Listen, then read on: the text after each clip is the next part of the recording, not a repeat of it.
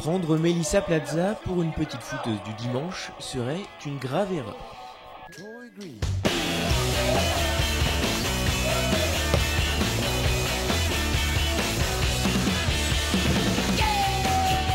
Si tous ces garçons la laissent jouer avec eux, ce n'est pas par galanterie, mais bien parce qu'elle a le niveau.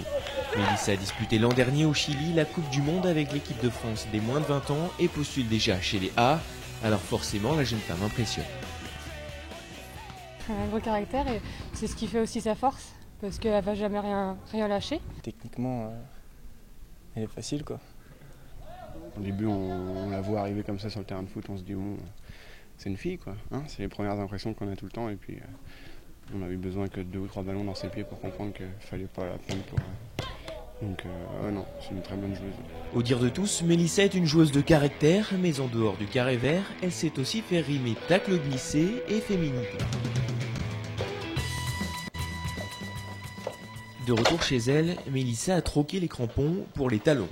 Et c'est une vraie jeune femme qui nous fait découvrir une chambre sans poster de foot. Je suis très féminine, donc les posters de foot, c'est passé. Quand j'étais jeune, ouais, maintenant plus trop.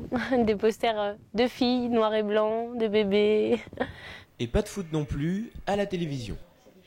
Je suis très féministe et voilà, regarder les garçons à la télé, c'est un peu les payer, entre guillemets, donc je pense qu'ils gagnent assez d'argent comme ça.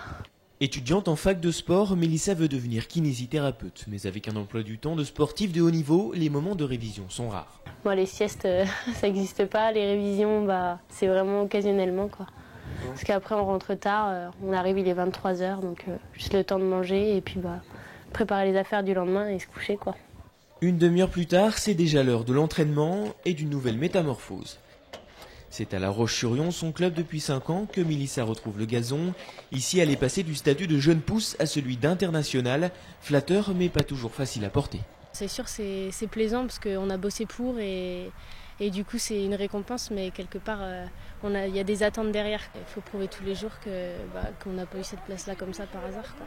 Elle doit apporter son expérience aux autres et puis elle doit apporter aussi le petit plus qui a fait qu'elle est un peu plus loin par rapport aux autres. Et ça se voit sur le terrain ?